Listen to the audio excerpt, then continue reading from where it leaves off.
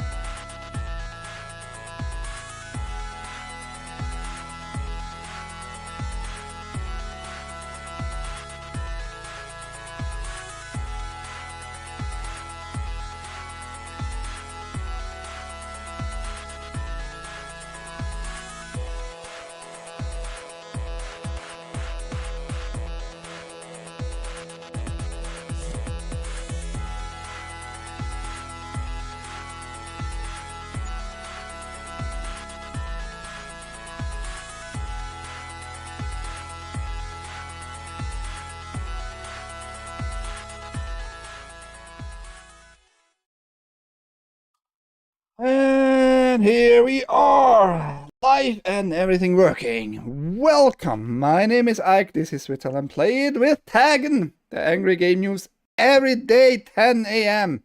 Eastern, Monday through Friday. I talk mainly about video games, but also about movies and TV shows. Can you call them still TV shows? Kind of. You know why?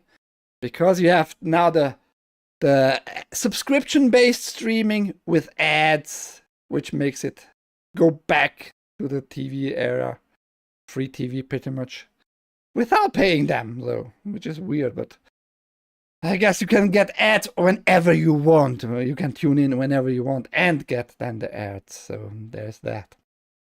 Ahoy, Ever Eden. Anybody tagging Ever Eden, please? She needs to be reminded because it's Ever Eden. She just forgets and that I exist. How dare she?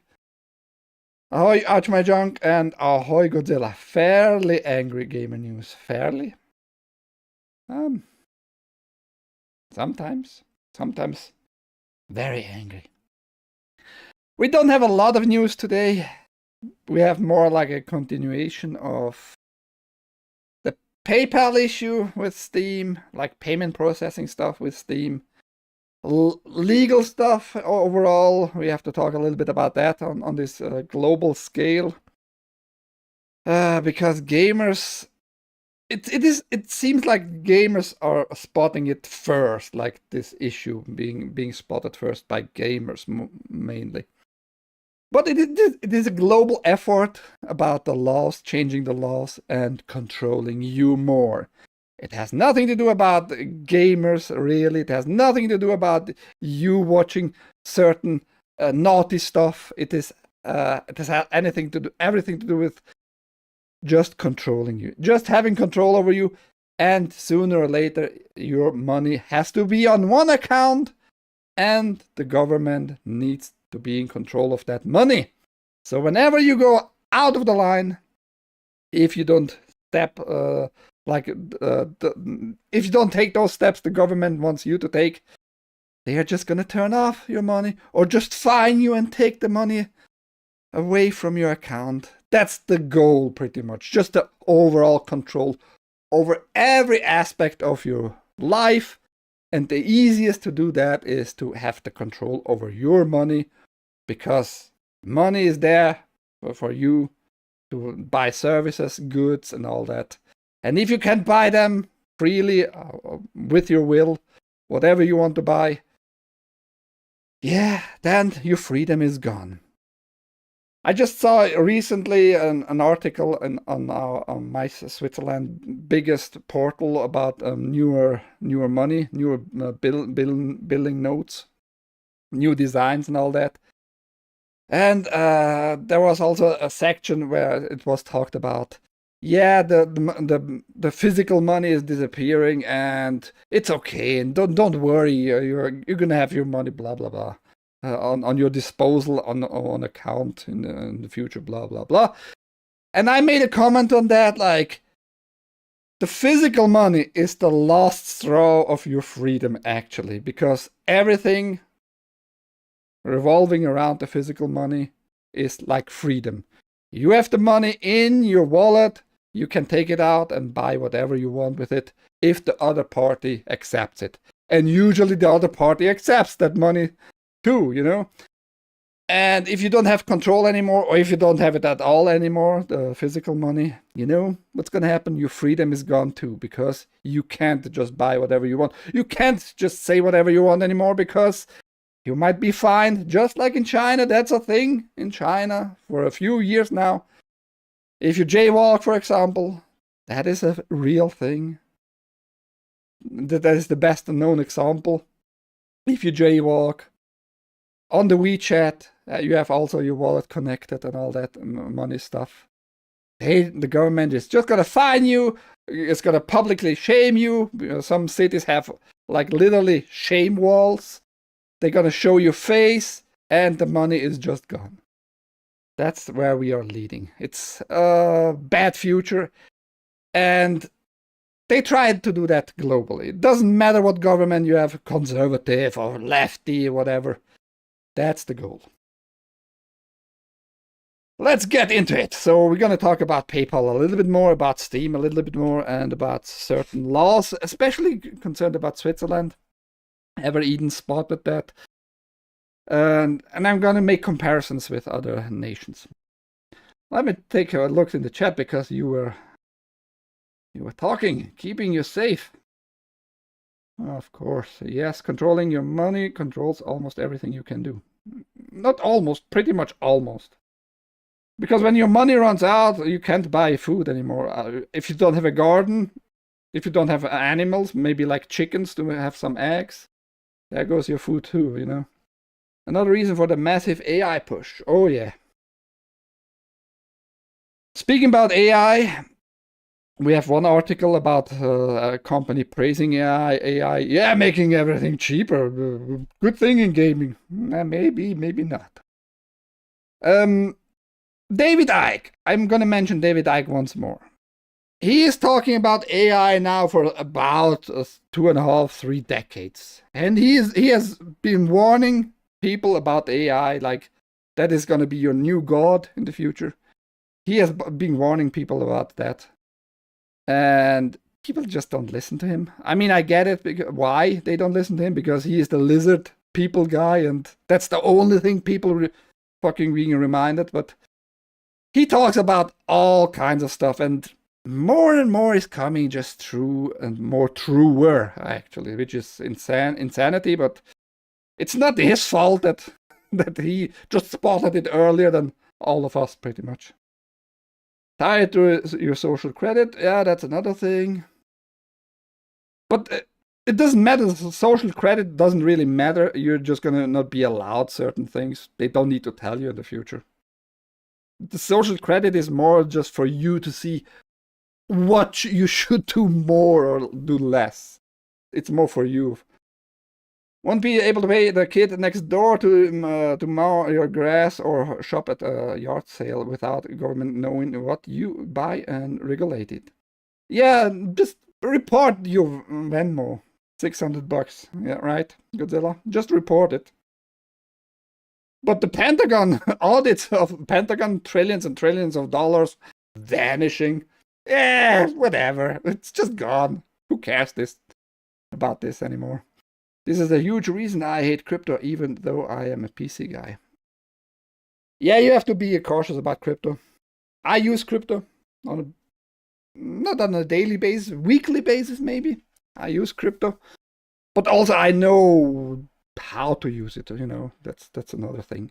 I know how to use it, and Bitcoin, like the biggest and still most popular and most widespread crypto and the oldest crypto coin, might be invented actually by the CIA, just like Tor, the Tor network.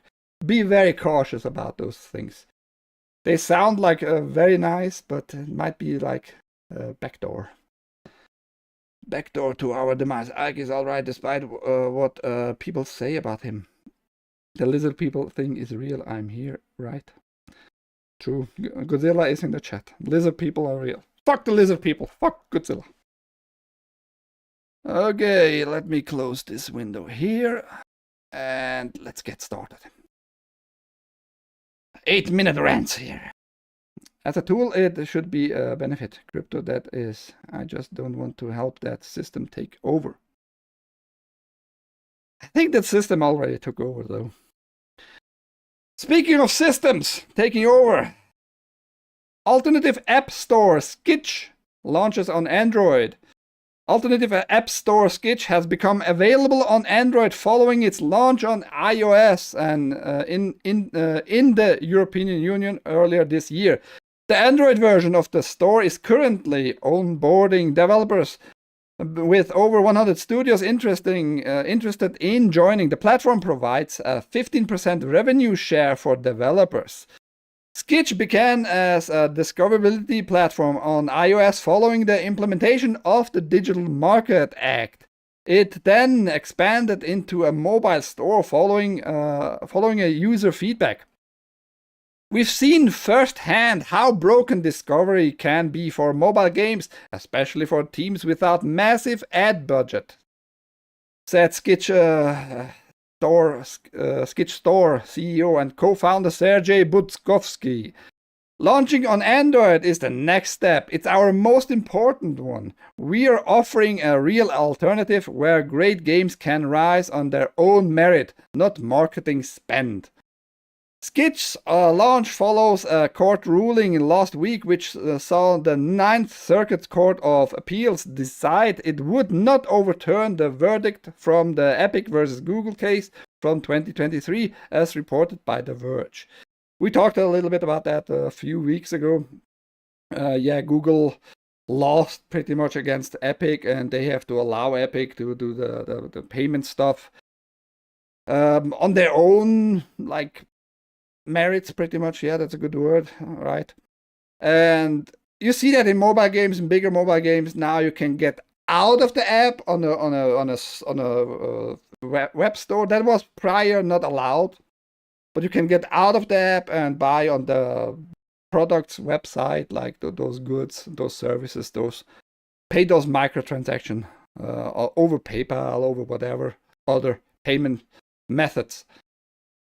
And actually, Rumble should consider doing something like that, or doing a different app for the Rumble app, at least on Android, just releasing a little bit different app.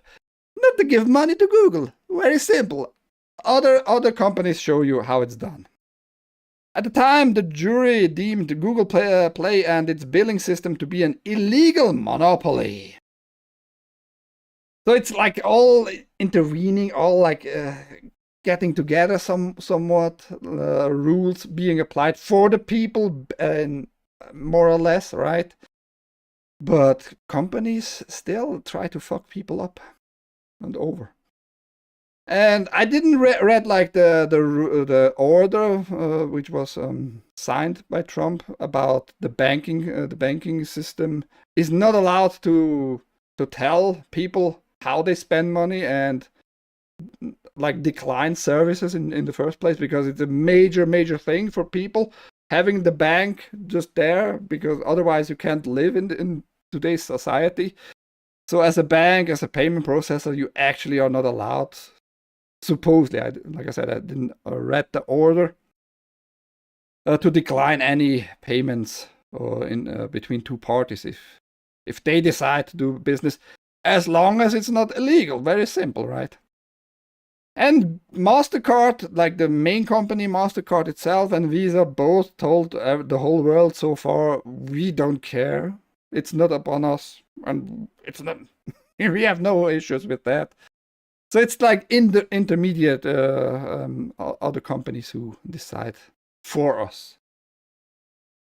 No crypto for this cat. Which cat? Yeah, so we have an alternative gaming store for Android. It's okay, it's good to know that people try to make money on other, like, kind of channels instead of just going to Google Play. Might be a chance for this sketch company to make a lot of money because, yeah, Google is an asshole as usual. I will not eat a shoe if Top Gun 3 happens, because it's gonna happen. In 2010, I made a prediction. Tom Cruise would never produce a sequel to his 1986 blockbuster Top Gun. I was so certain that I proclaimed on Twitter, now X, that I would eat a shoe if the legacy quell actually came to fruition. For many years I was safe and even saw release plans for Top Gun Maverick foiled by a global pandemic. But in the end, Cruise made it happen. So I ate the shoe. And down in the video descriptions are all the links to the articles. And you have in this article, this video linked. He literally stood by his words. Kudos to him, despite being employed by Polygon, game journalists and movie journalists.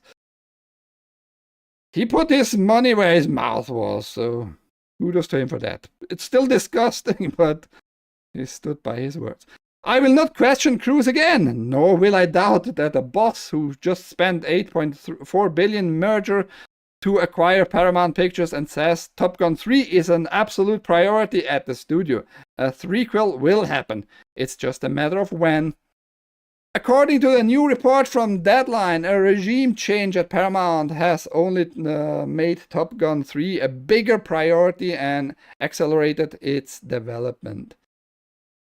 Yeah, Paramount told us on many occasions now that their focus is on movies again, not only on streaming like it was a few years ago.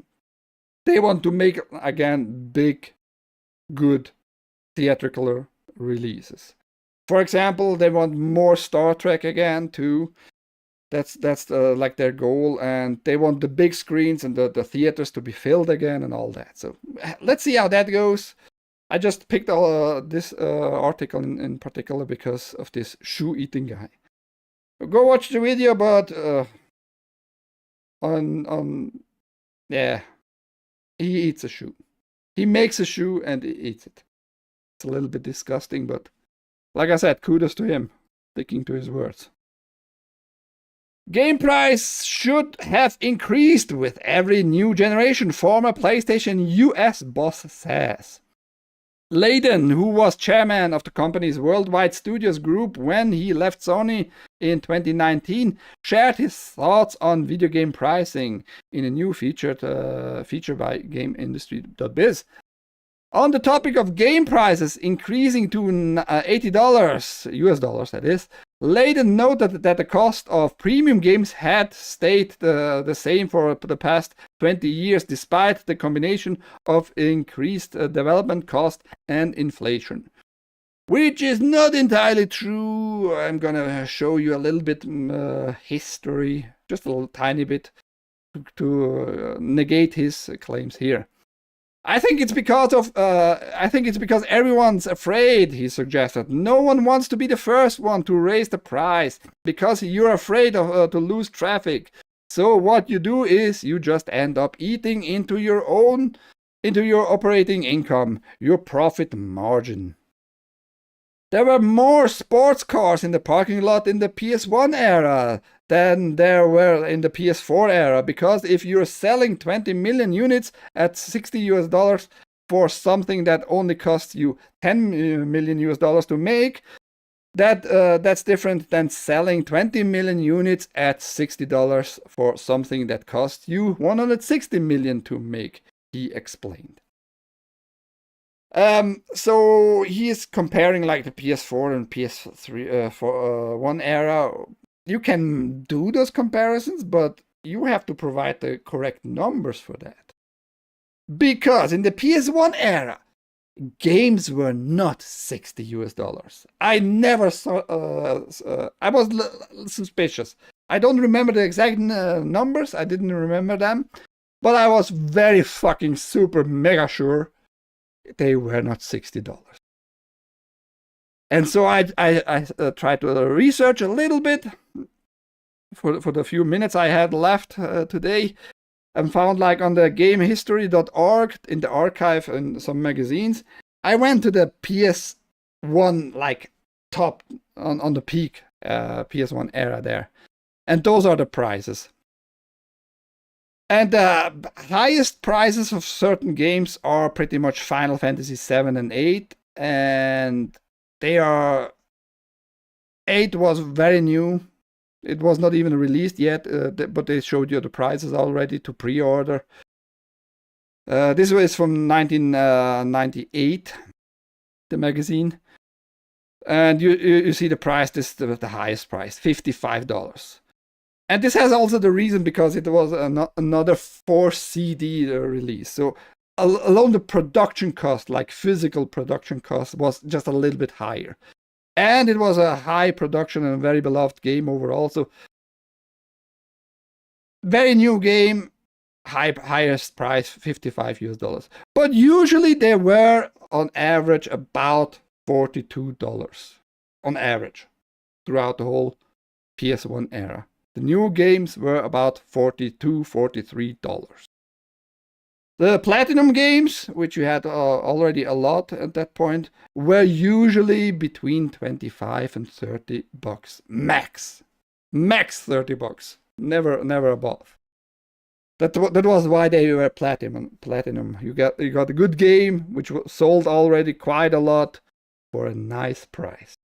Ahoy, Aramis! Good to see you. Long time no see here. How you doing? Tom Cruise missile. What? Tom Cruise will become the plane in this one. No, why?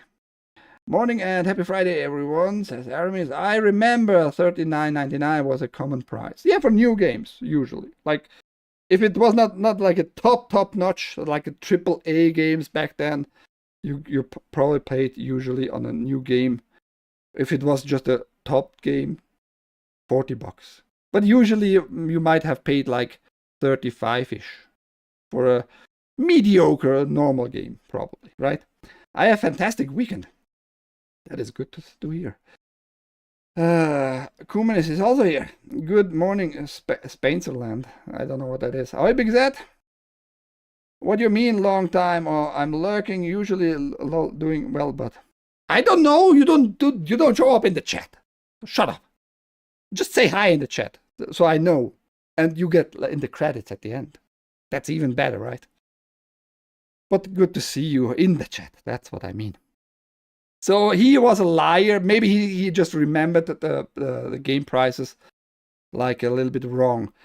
And if you scroll down, we see some PC title prices here. And they vary a lot because they had usually like 0 licenses to pay, right? On PC, you just had like either you were compatible with a certain system or not. Either Mac OS back then or Windows 98, whatever. So you don't have those license prices, which were usually for PS stuff like maybe $10 at max, license-wise. And so you have very different prices here, starting from $16 up to $55-ish, if it was like a super high-end whatever game. But usually they were also kind of between $30 and $40, even for a regular PC game there. The link's down below if you want to check it out for yourself, to see it for yourself. And on the gamehistory.org website, in the archive, you have multiple magazines. Also, back in the magazines were so nice, actually. You had way less advertisement, and if you had advertisement, you had like really nice advertisement, like showing you the product, showing you the goodness of these newer upcoming games, you know. So it's interesting just to take a little history path here down the history, the nostalgia.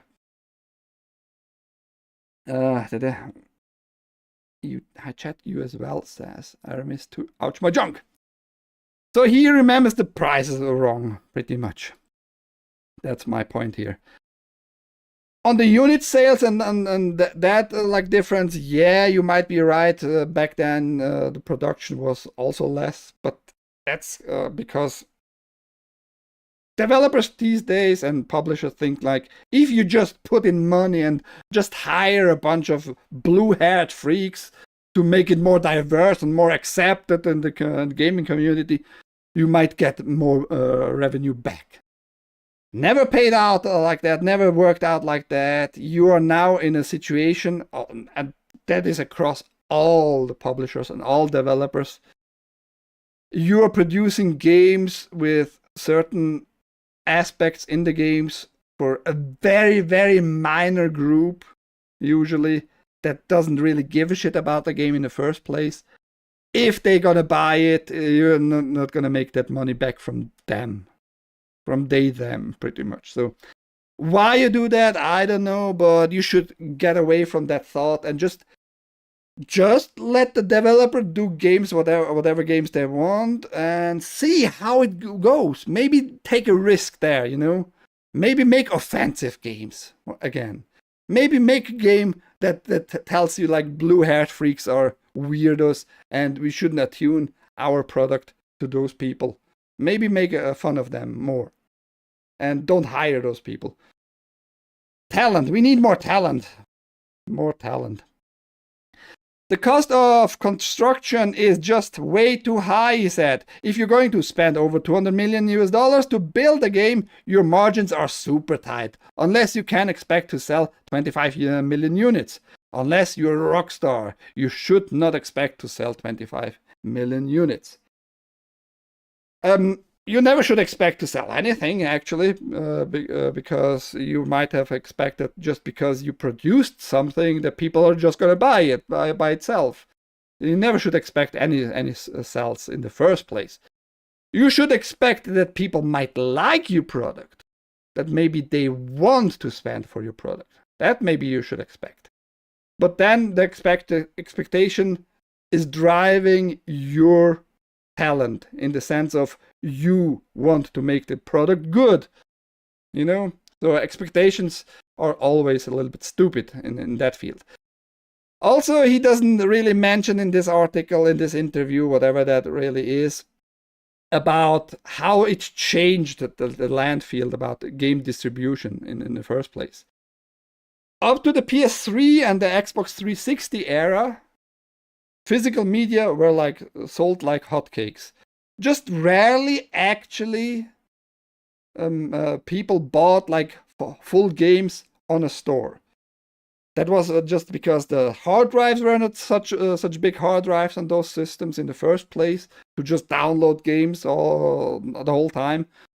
And of course, the bandwidth for your internet was not that high, so you can just download a game in 5 minutes, a full game and all that stuff. Just very rarely people had those opportunities and those technical advances in their homes. With PS4, though, with PS4 and Xbox One era of consoles, the whole thing exploded pretty much in digital distribution, meaning online distribution, online sales only. Physical media started to decline a lot back then. That was also the same time, because I think it's more because of those consoles actually, that Steam also sold way more from that point on, which was around 2012-ish. The split was 50-50. Physical media sells and digital distribution sells. were pretty much on even at that point. And now we are on a point where you can be like happy and surprised when you see a physical release, right? If you see these days a physical release, it's gonna be like something very special, a special edition of some kind. And even then, you probably need to activate it online, which is shit. Pretty sure in 2026 the cost of the average game will be $283. That's a weird, arbitrary number there. Brutal Doom is free. Oidin. Who the fuck gives about shit about Brutal Doom? Just play Brutal Doom. I expect one day when I have free time that I will play Brutal Doom. And it will be great. Sure.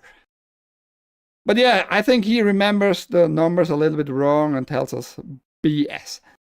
They said, okay, what if we maintain the price and then we nickel and dime you with DLC and microtransaction, battle pass, season pass, whatever you want to call it, and try to make up the excess. Which is a wrong path in my opinion. But we are now at the point that all those bigger distribution systems want some kind of subscriptions income, but also want to sell you like little crap skins and all that via microtransaction. How long will this go on? I have no idea, but I am not in this audience who buys all that shit via microtransaction the whole fucking time. So I'm not in a subscription base right now at all.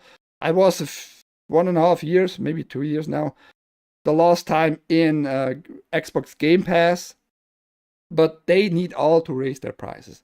That doesn't change.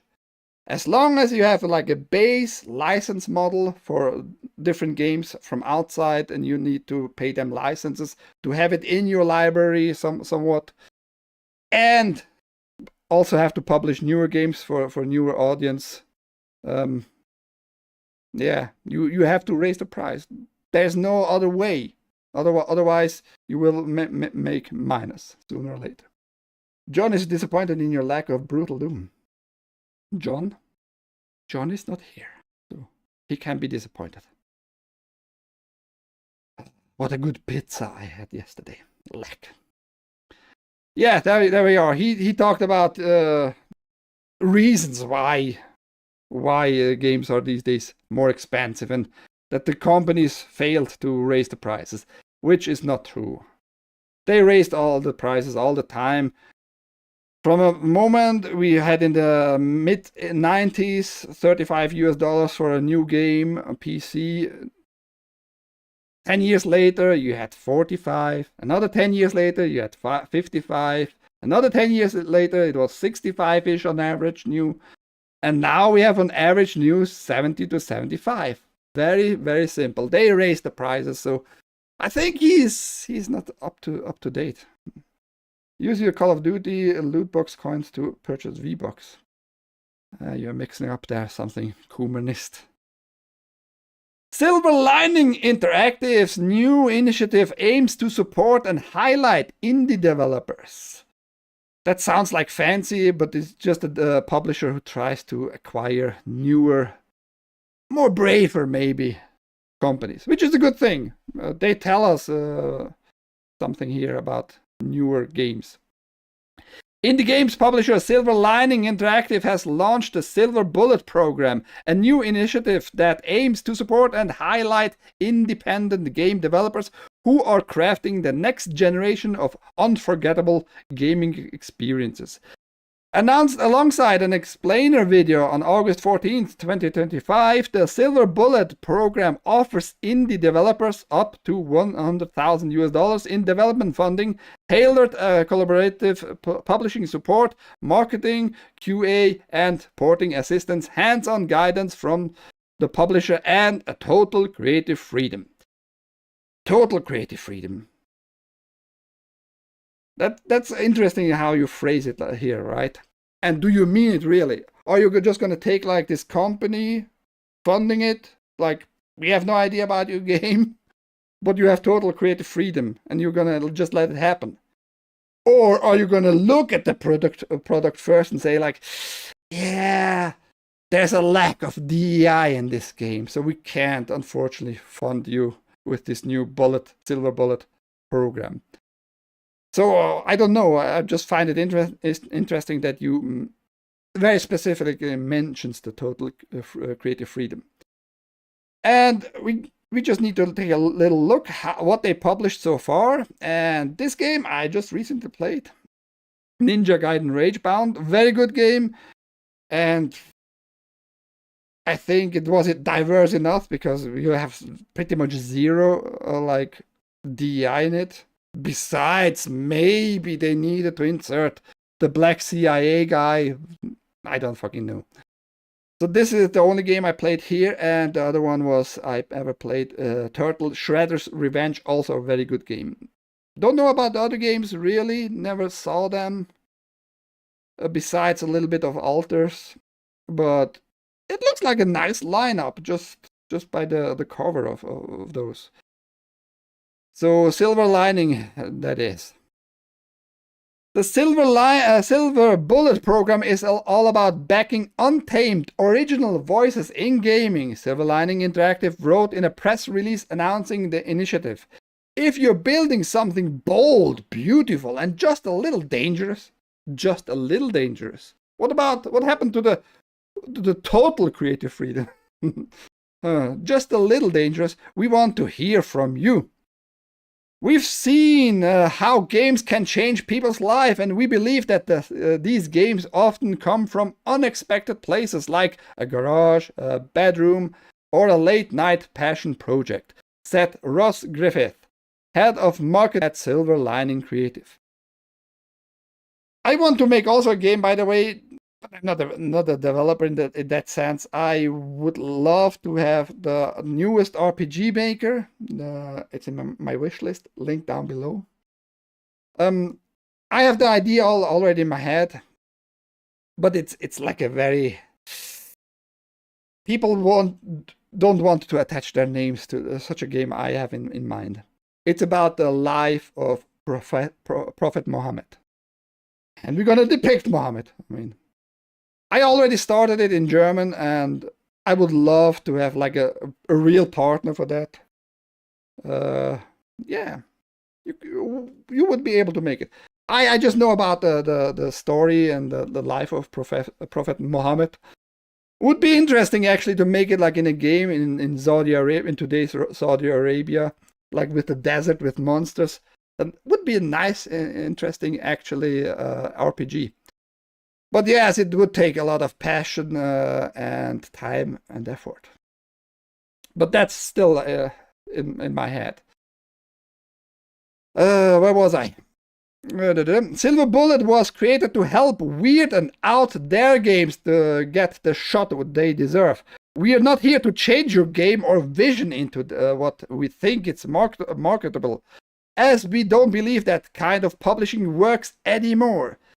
That is a very interesting phrasing, right? They maybe want to get on a new path here. Like maybe the era of DEI bullcrap is just over, and we want already to get into this mindset of maybe offensive game, maybe just really good gaming. And no matter what it is about, we don't attune to weirdos. Maybe they see like have a vision here. The Silver Lining Interactive company here. We want to catch awesome games we might otherwise miss and amplify them, support them, and help them to reach audience they were always meant for. When a developer has that kind of a game, along with that drive, that tenacity, we want to stand beside them and say, let's make it this real. So my question to you, everybody, maybe you have an idea about this company. Are they like honest, or are they just trying to get into headlines, right? Like they did it now here. Are they real? Are they bold? Are they brave? Or are they just full of it and They're not gonna get any newer, offensive, brave games. IRA. Hi, haste, ball of tennis. I have this tab muted, but I'll give you the view. Well, then you don't hear my ahoy. But good to see you, I guess. The game thumbnails looks female friendly, easy to play. Which one? Spirit of the North 1 was kinda okay for the time playthrough on a super chill day of relaxing. Yeah, but the Spirit of North 1, I think I didn't saw it here. There must be a different publisher prior to the second one. I don't trust their color scheme. What? What's wrong with that color scheme? It's just different games merged on a wallpaper style. Blue sky, sunrise maybe on this side. I have no problem with this color scheme. Humanist being gay as usual. Side note, Capcom will present 90 minutes of PS5 updates at the New York Comic Con in October. A behemoth 90-minute video Capcom presents panel will take place in New York Comic Con on 10th October, where the Japanese publisher will showcase all of its recent and upcoming releases. The show is set to get underway on the main stage from 3:45 p.m. Pacific. Will also presumably be live streamed online, as has been the case with the company's Capcom Spotlight broadcasts. And here you just have the times, like I said, link down below to the articles. Upcoming titles include Resident Evil Requiem, Pragmata, and Onimusha Way of the Sword. All three games I actually look forward a lot. I don't know which one I look mostly forward to, because everything I've seen of those three games, very interesting. Capcom's still gay, we know that. But all three games look really nice. But we'd also expect updates on both Monster Hunter Wilds and Street Fighter 6 as well. Given the recent success of its anime adaptation, don't be surprised if a new Devil May Cry isn't eventually teased here, and we're overdue a new Mega Man 2. No. I don't know why, but I think we should leave Mega Man alone. I think Mega Man had his time. I don't think it would be hard. It would be just hard to make a really good Mega Man game these days. I don't know how you would pull it off. Maybe you can change it like Nintendo did it with Metroid. Many Metroid fans of the original on the NES and Super NES loved Metroid Prime on GameCube and Wii and Switch stuff, right? So you need to do something really good. But I myself didn't like Metroid Prime, the Prime series. So how you can pull it off with a Mega Man, with a new Mega Man, hard to say. You have to be very creative and to make something very intriguing, for me at least. Mega Man. Haste. Social Justice Fighter 6. Nobody wants that. Shall we talk about this already? Nah. Let me put a few other articles first. For example, David Hayter has done 180 on Metal Gear Solid 5. Metal Gear Solid V or 5 will be turning 10 in September, but it still stirs up a conversation, especially about the fallout between Konami, Hideo Kojima, and longtime Snake voice actor David Hayter. When Hayter was replaced by actor Kiefer Sutherland for MGS5, fans were stunned, and Hayter himself took it hard. Okay. Back in 2015, he said playing the game would feel like 60 hours of humiliation. But it seems that time away from things has changed his mind. Speaking to PC Gamer ahead of the Metal Gear Solid Delta release, Hater said he finally gave the game a shot. I didn't want to play the game because I figured it would hurt my feelings, he said. Then, 10 years went by and I was like, to hell with my feelings. What do I care? Well, you cared for 10 years, it seems, so... weirdo. I mean, I like his voice. He's perfect for Solid Snake, right? Kiefer Sutherland was fine too, but I think Hater was just the definitive edition at this, the definitive choice. As a veteran screenwriter, he added, I get fired for a living. I'm not a child. Once he played it, the Hater was surprised by how much he enjoyed it. I was like, stop being a baby and play the game. So I played it. It's amazing. He admitted it gave him a new perspective on fans who once told him MGS5 was their favorite. I'd be like, what the hell, dude? Thanks. You wanna give me a paper cut as well? Maybe pour some lemon juice on it? And then I played it and I'm like, I think this is my favorite gameplay of the series. I think 4 is still the best in my opinion.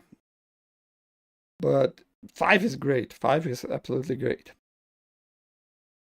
But he has now his favorite, I guess, with not his voice. As for Sutherland, Hater holds no grudge. I ran into Kiefer Sutherland at a bar in Dallas and we had a bunch of drinks.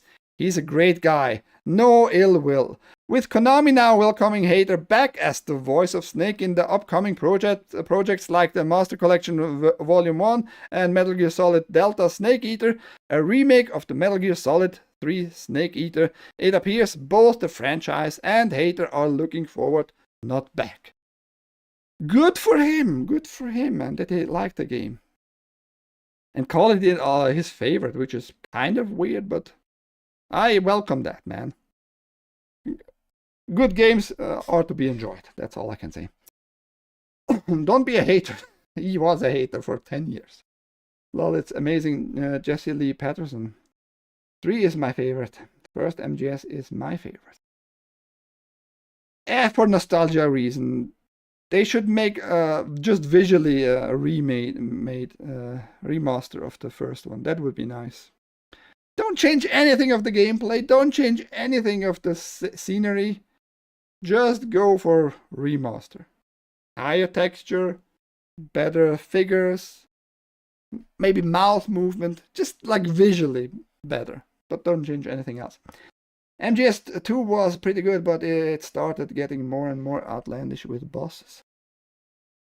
I wouldn't say that. I think it felt just more outlandish because of the technical aspects that PS2 and the Xbox was and PCs were able to pull off. I think Hideo Kojima would have done even more crazier crap in Metal Gear Solid 1 if he was able to do so. But he just a technical limitation I think hindered him in doing more crap. Maybe combat like MGS2 would be a nice addition to MGS1. Raiden. I think I also didn't like Raiden at the beginning, but he grew on me over time about his story, why he was there and all that. So I had no ill will towards Raiden. And he was great in his own game, Metal Gear Rising. Vengeance. Good game. Studio Atelico raises $5 million to build AI first game studio, which is BS. But yeah, we're gonna hear a little bit here. Studio Atelico has raised $5 million in a seed investment round, which will be used to support the team's mission to redefine the role of generative AI in games. They want to jump on that bandwagon to give services or tools for smaller developer teams. Here, just take this AI tool and make it yourself. Don't need to hire other people, don't need talent. Just tell the AI what you want and it's gonna give you this code there, you know? Very easy. So they might make like a lot of money back from smaller game creators. The funding round was led by Nathan Benaik of Air Street Capital, which announced the investment via its publication Air Street Press on August 14th, 2025. Other investors include Stanford computer scientist Chris Rhee, Hugging Face co-founder and CSO Thomas Wolf, and Snorkel AI co-founder and CEO Alex Rentner. I don't know any of those names, so don't ask me.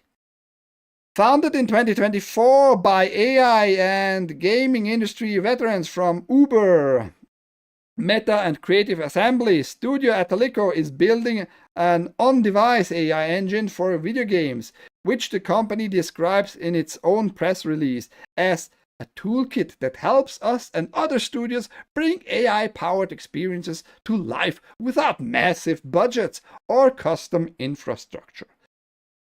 Yeah, they want to give you tools, and of course your system has to provide like the performance, the resources, hardware-wise.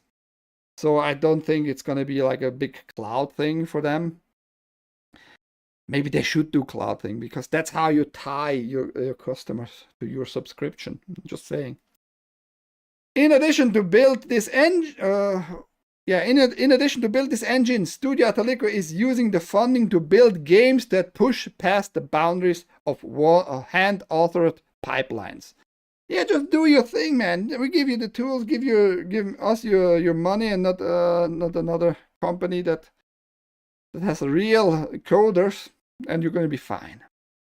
In its release, the company also addressed ethical concerns around generative AI. Yes, you're making an AI company here, an AI tool company for other creators who uses your AI, and you're telling me about ethical concerns. Sure, buddy. Ethics aren't an afterthought. They are part of our foundation, Studio Atalico said. We are working directly with artists to ensure fairness, consent, compensation, and collaboration are part of every step from model training to revenue sharing. That's what they mean really here with ethical. Like, we want to be fair. When you get our service, when you get our tools, we want just a fair share. Don't worry about anything else. That's our ethical concern here. And then they give us like this stupid, absolutely nonsensical phrase here. We are choosing on-device AI when we can, partnering with creators who share our values and contributing to open data sets that prioritize ethics over speed. Do I need to read it again? And you tell me, because I don't see anything like of substantial meaning in this phrase. We are choosing on-device AI when we can, partnering with creators who share our values and contributing to open data sets that prioritize ethics over speed. I think the last part is actually also like a lie. You don't give a shit about ethics again, and over speed. Isn't that like the main reason maybe people might use AI? Just to speed up some certain processes? So ethics over speed? What ethics? You're not telling us. You're just full of it. I think you're just full of it. Maybe something good will come out of this company and partnering up with this company by smaller creators. I don't know, but I think they are just after the money, as usual. It's always about the money. The whole life is about the money these days, as normal, as usual, right? Okay, let's get to the last part, the last big article here, the last topic here. And at the end, we're just gonna watch out for this thing here and spend like 5 minutes about how much did you cry about game character. I want to find out if you agree with this top 15 list there. Steam can't escape the fallout from its censorship controversy. Raiden was a soy boy in 2002. Hey, you forgot about his story, man. Of course he was like a soy boy. He fucking witnessed the war directly as a little child. So shut your mouth, Haste. How mean he is to Raiden. I don't trust their soy looking face. That one plays nice, but it does not feel like MGS game. It feels like a solid action. That was never the intent to feel like a Metal Gear Solid game. It was just in this world, but yeah. If you recently tried to purchase a game on Steam, perhaps you noticed that you can no longer use PayPal as remittance.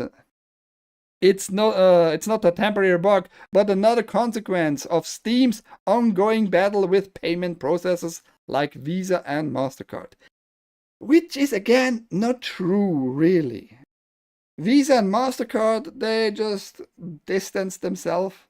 Again, it's like the mediatory companies, like the payment processors between Visa, MasterCard, and Steam, Valve here.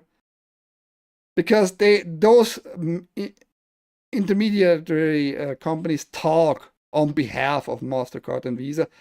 But Visa and MasterCard never admitted that, yeah, that we ordered them to do that, which is weird, right?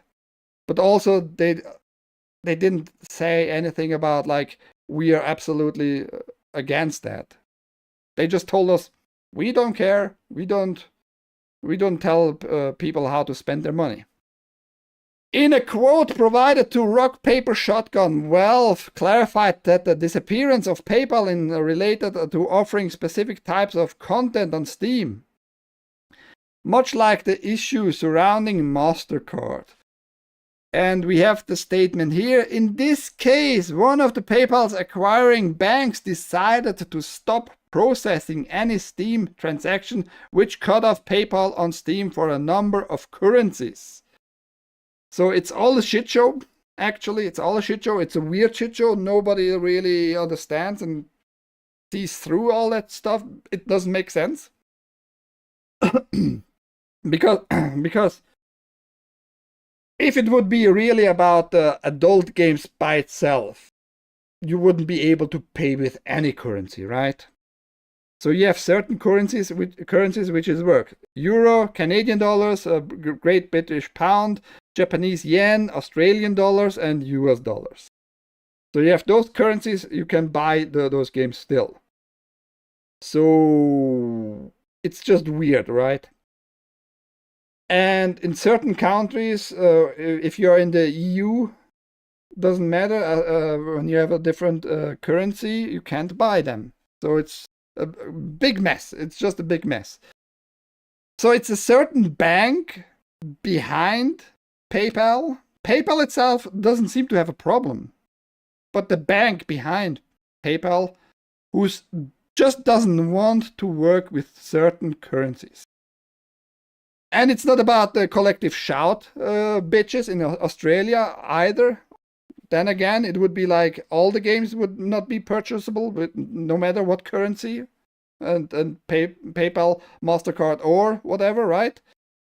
So it's just this one bank behind PayPal which interferes here and makes things even worse for everybody. Might be just the start. It might be like the start of a war against gamers in general for the time being. I'm not so sure though. It just seems weird why this bank doesn't want to get money in certain currencies.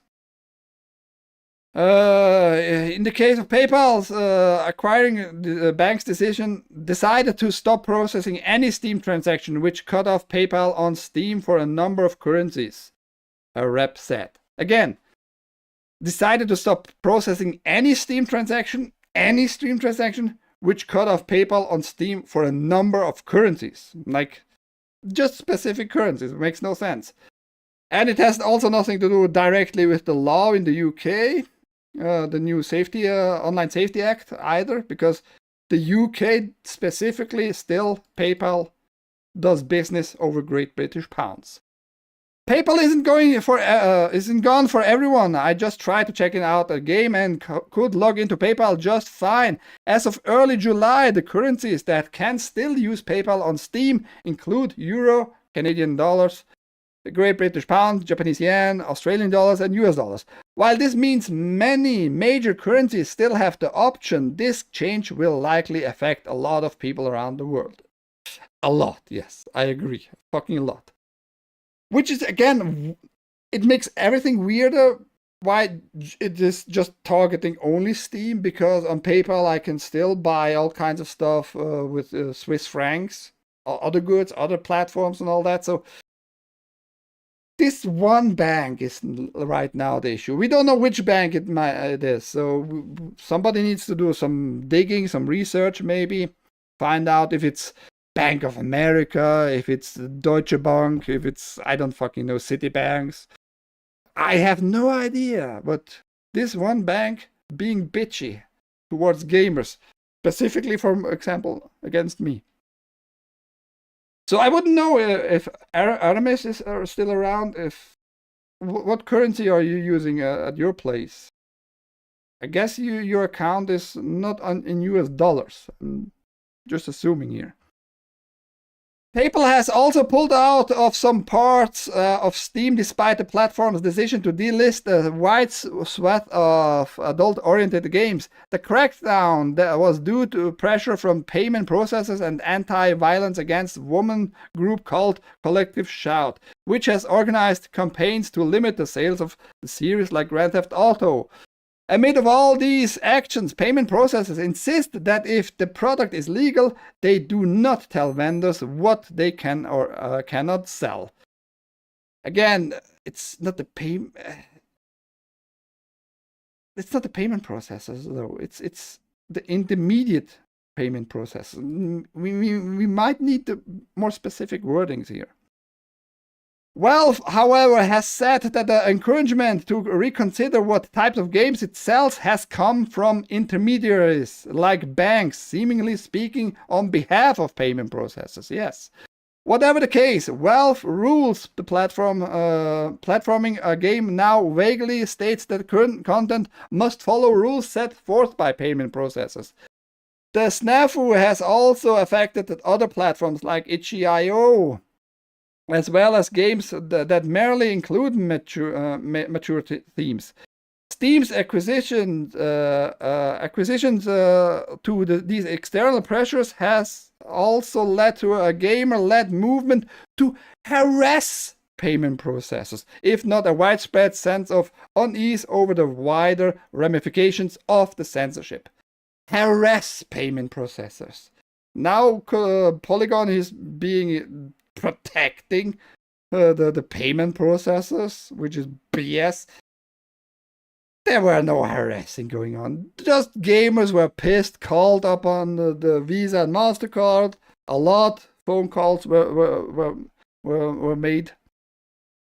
And they just said, like, what the heck is going on? Why you're not getting my money through this payment processing? What is going on? Calling it harassment? Really, Polygon? How about you go suck a little wiener you have there between your own legs? The increased scrutiny around adult games also coincides with a wider push for age verification measures on websites like YouTube and Pornhub. Oh, what a surprise. Finally, Pornhub has more age verification. Are you 18 and over? Yes. Oh, good job. If the internet at large continues to tamp down on the full spectrum of adult content and person's actual identity becomes fully tied to your online presence, the possibilities for complications could become exponential. Well, no shit, Sherlock, but that's the goal. I think everything what is happening right now, especially in the gaming section, is about control again. Everything is happening because of control. They are making laws all over the places, not only in the UK. That is just earlier, I would say, than at other places. But surprisingly, globally efforts here. Surprisingly, yeah. Maybe not so surprising if you pay attention. Valve's hoping to restore PayPal for everyone, but cannot say when it might be back. We are also evaluating adding additional payment methods on Steam for the customers affected by this, the Valve rep said. In the meantime, please use one of our other current payment methods during checkout. If you can't use any of the available options, you can consider using a Steam wallet code to add funds to your account. Maybe, just maybe, if you get the Steam wallet code in Walmart, in Target, in Best Buy, wherever you get your codes, maybe the whole system will be attuned, will be like adjusted as soon as you swipe the card, the code card, the Steam wallet card on the cashier scanner, and use one of your MasterCard or Visa. Maybe it will be declined there too. Maybe, I don't know. Technically easy doable. What article is it? Connecting it immediately and just decline the transaction. Maybe, just maybe. I am not sure, but I see the possibilities there. Games are guiding culture, and most of them are somewhat based, so of course they'll be going at them more like a collective shit. I missed stuff again. More phone. I'm bad at this today. You're not only today. Bully journalists, politicians, and payment processors. Mega Mohammed, camel power, flying a horse power. It's not a flying horse. It's a burak. It's called a burak. It's not a horse. Just because it has donkey legs doesn't make it a horse. K power AK arm. AK arm? What is an AK arm? Mohammed had an AK, I think. Gotta check the book, but pretty sure. You're very wrong. So all what is happening now, the goal is gonna be just more control. And that said, I try to connect dots. So I was sent this article by an Aussie, and she might be in the chat or not. Who the fuck knows, right? She doesn't pay attention enough. Only when she is in the mood to talk to me, she does. Is Proton leaving Switzerland? The legal uncertainty of proposed surveillance laws is pushing them to make several changes. It's not a law, it's an ordinance. Ordinances are never laws. There were never laws, and there were never gonna be laws. But they are like treated like laws for some odd reasons. And especially in Switzerland, actually, as far as I know, since decades, nobody in the government, in the supposed elected government, I don't believe in elections and voting since a while now, is signing those laws. They are just voting on stuff, saying it is now law, and putting it in the books, but never a sign as far as I know, which is weird, right? It's just weird. If it passes the ordinance of the surveillance of correspondence by post and telecommunications, OSCPT, just Englify it here, will introduce new obligations for the virtual private networks, VPNs, messaging apps, and social networks. These measures include mandatory user identification and data retention of up to 6 months for all services with at least 5,000 users. Or it was something about 100 million in revenues. US dollars, or maybe it was Swiss francs, not US dollars. Providers will also be required to decrypt the communication upon the authorities' request should they own encryption keys. And I tried to look up the ordinance. It's a mess. I couldn't find like the newest drafts and all that. It's an old ordinance. It's not like a new ordinance, but it's gonna be updated every year or so. And the newest updates supposedly required now this thing. Like Just give us the decrypt key if we say so, because somebody's breaking the law. Which law? Well, we don't know which law, but because we are the authorities, we said so. There you have it. You have to give us the keys if they are in existence.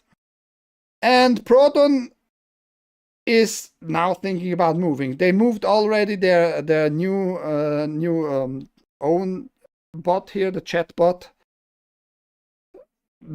Don't really tell us where they're trying to move because it's a global effort. Australia has a lot of tight ID stuff with online crap. Ever Eden can talk all day long about that shit. The new Online Safety Act in the UK also mentions certain stuff like that. If you are a bigger company, if you make a certain amount of money, if you have enough users, you have to look after the verifications and collect data and log stuff, IPs and all that. It's a big shit show. And the new laws, upcoming laws, they are still not laws, as far as I know, in the US. The KOSA, the Kids Online Safety Act, also is going to demand verification stuff, also going to demand logging, also going to demand decrypting stuff in some sort. And don't forget the Screen Act, which has like similarities to all that crap. So, and in Switzerland, we have laws already in place, and this ordinance goes because of that law. They can make this ordinance. It's all similar globally effort. Doesn't matter where you live. It's a similar effort globally. So my question would be, where the heck are you gonna move? If in the US in the future you have no privacy anymore, if the VPN can just be cracked, the transaction itself, if your encrypted messaging can be just cracked by law, they're allowed to get the keys and all that, where the heck are you trying to go? By the way, Lumo is a shit bot. Don't use it. I love Proton. I use Proton on a daily fucking basis. I have my Proton Pass, just the collecting of my logins and all that. I love the Proton email, I love the Proton VPN, and of course the Proton Drive. So just very convenient tools there. But they made a shit fucking garbage bot here. Try to tell it faggot. Just say to it faggot and see how well it goes. It's not a freedom of speech bot. I don't know why they produce that shit and even want money for that in some capacity. If I want to be censored and be lectured, I go to fucking ChatGPT or Brave, the Brave search, which includes a bot. So fuck off. I hate that. I hate that you with a bot. It's not a living thing. It's a large language model. It is not even AI. It's just a compilation of lines and that reacts upon what you put inside in your search in your chat box there. It reacts on that. And if it's just declining operations when you put in just faggot, nobody needs such a shitty bot. Why you're trying to push that on people? We are fucked, says Ever Eden in Australia. We are everybody's everywhere fucked. They inherently hate people living their lives freely. Absolutely, I can. Poop. All because she can talk all day long. That's what she meant. All because parents neglect their kids and glue iPads on cell phones to their hands.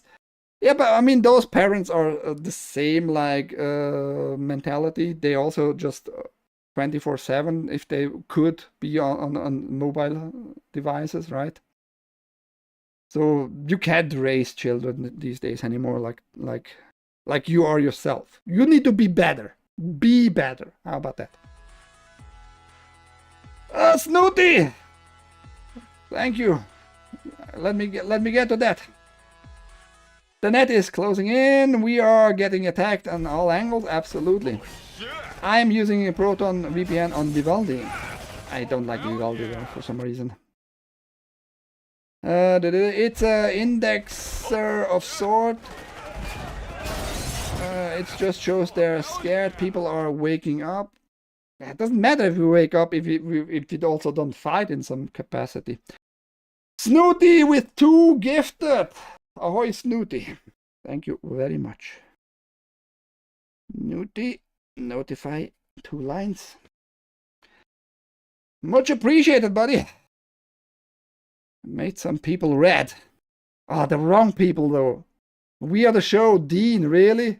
Why? Hate that guy. He's extra gay. It's the last dying breath of the boomer. And who else got it? Oh, Godzilla. Godzilla is fine. He's lizard people, but he is fine. Okay, I went a little bit over. So, all this legislation stuff, this justice crap, laws, it's a global effort. That's my main point here. Never think for a second it's all coincidence that it is happening in the same time period there. They are evil overall. Never trust any governments. Just saying, no matter how much you like Trump, don't trust him. That's all I can say. Okay, let's get over this together, guys, because I just found it like interesting to see how much of a gamer you are and how much of a gamer I am, if you even know those characters. Top 15 video game deaths. We are still not over. I'm over all of them. Maybe one not. Maybe one. There's one that kind of hits hard. I'm gonna tell you which one because I played the game just recently. At that point just was achieved, or not achieved. That point arrived. Chloe, Evereden, you still there? Because she told me at one point she played this game. I don't know if it was this part, but probably. Chloe, Life is Strange on rank 15. Oh, so sad. I don't give a shit. I think those are lesbians, and one of them is Chloe. I have no idea. I never was interested in that game. Evereden has to report on that.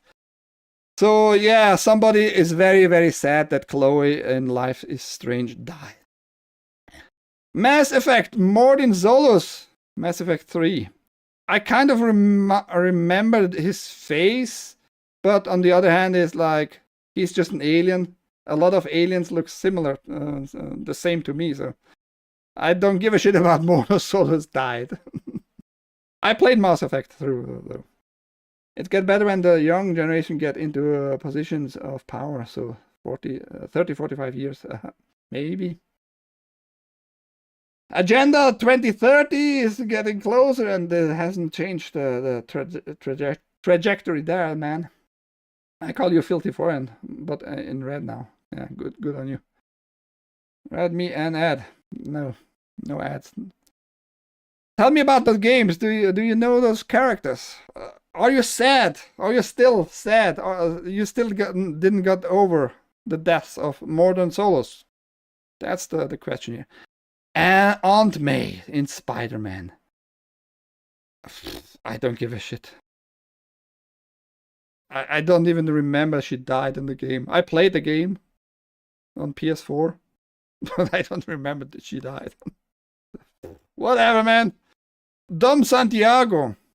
OFP. Dom Santiago. I played Gears of War 1 for sure. 2, I don't remember 3. Are you still crying about Santiago?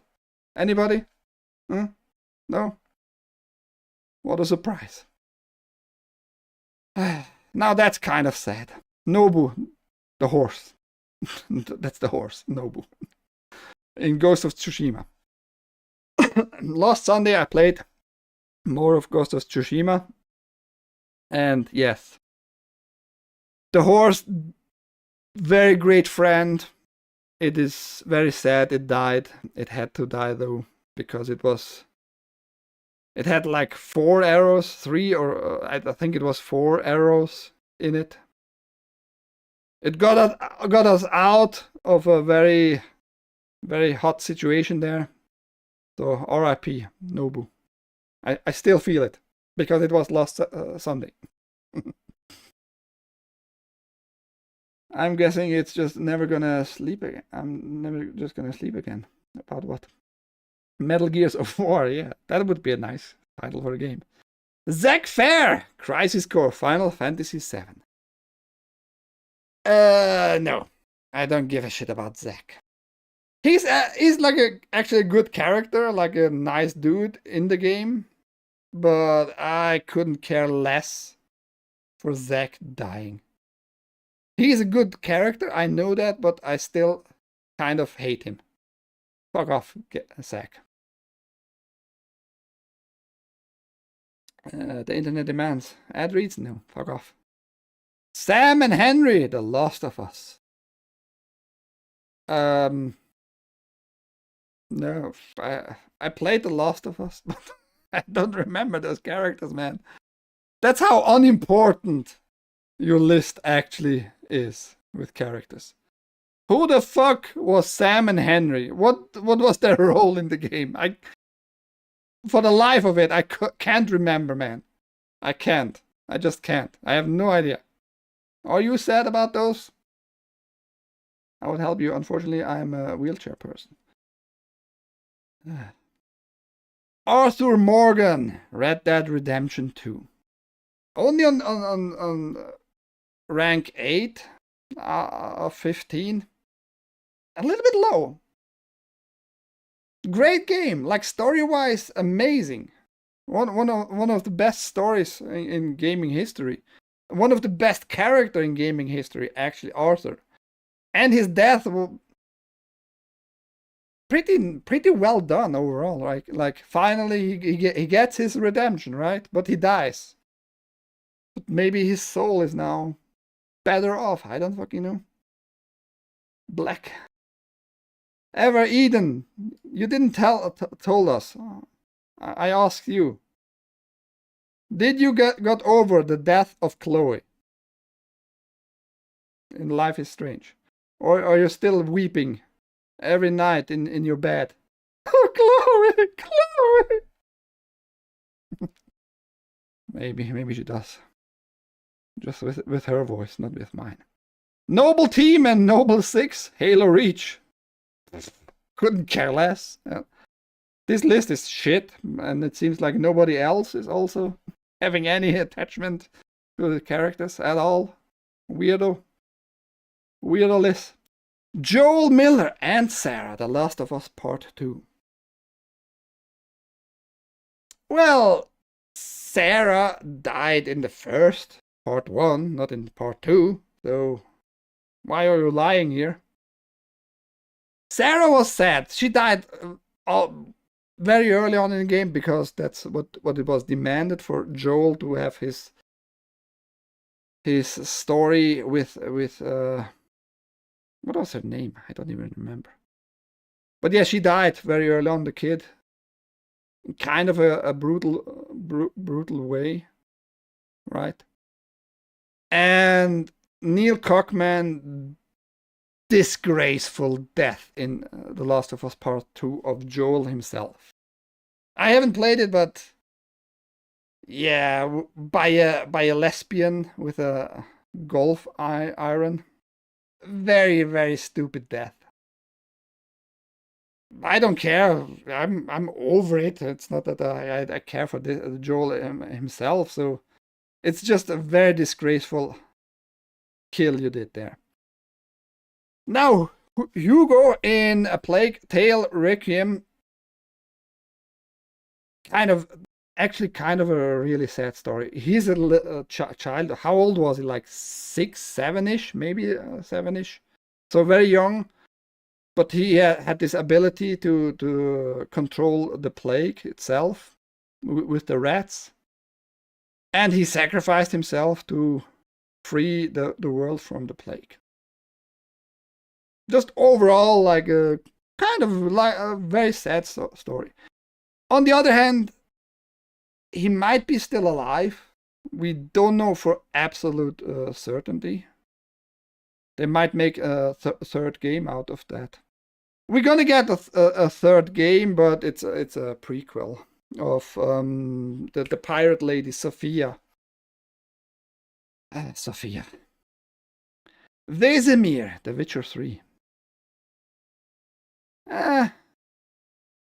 It had to happen. It had to happen. Vesemir, like this mentor character for all the remaining Witcher. Sad thing, huh? I don't really cry when characters die. I usually jizz on my pants like when Bruce Willis died at the end of Sixth Sense. That sounds really retarded there, Communist. I'm paraphrasing a silly song. Aerith Gainsborough. I don't care. She's a good-looking gaming girl there, you know, game character girl. Don't give a shit. Don't give a shit. Her death had also to occur. It just had to happen. Otherwise, Sephiroth would have not called upon the destruction of the planet and don't awaken Cloud. I had once a coworker. He hated Aerith with a passion. So we talked about Final Fantasy VII. It's still my favorite game of all time. And we talked about it, and he was like, I hate that bitch. I hate that bitch. Sephiroth shouldn't just have stabbed her. He should have cut her in pieces. I don't know why he hated her, but I don't care. Weird behavior with people. So Ever Eden didn't tell us still. She just refuses to talk to us. Lee Everett, Telltale Games, The Walking Dead. Who the fuck is Lee Everett? I don't like the Telltale games. I find them pretty boring, kind of. And on top number 1 rank, John Marston, Red Dead Redemption, which I actually never played. So I got over that death very easily because I couldn't care less again. But it seems like many people were very sad, or still are very sad these days. Fuck Aerith. Fuck Aerith. I don't know why. I just don't care for her. It is what it is. Well, everybody, we went a little bit over. I had to go over this list. I just found it interesting. But nobody in the chat, beside at the very end there by haste, told us what he thought about Aerith. Very sad. I can't get over the lack of interest in my audience over game characters' deaths. That's where I can't get over. There's your next game to stream, Ike. It's not that I didn't try to play it. I started it, I played it for an hour and just hate everything in it. I really didn't enjoy the 1 hour I played of Red Dead Redemption. That's all I can say, man. Anyhow, I hope you have a great rest of your day, morning, evening, wherever you are. Snooty, thank you very much for those 2 gifted. Much appreciated, as usual, of course. You're gonna get higher on the list, just saying. Next stream, probably Sunday. We have to continue Ghost of Tsushima. We have to get over the death of our horse. No problem. It's gonna be no problem. We're gonna get a new horse. And yeah, I'm gonna play a few hours there. And gaming news stuff next Monday, 10 a.m. Eastern. On this channel, Switzerland.playit, as usual, Monday through Friday, every day, 10 a.m. I talk about games, video games, that is, hardware news if there are plenty or an interesting one. TV shows, and of course a little bit about movies. Whatever the culture is right now, I'm going to talk about it and hopefully bring you new and interesting information on your screens. My name is Ike. That was Switzerland Play It. Thank you. Take care. Bye bye.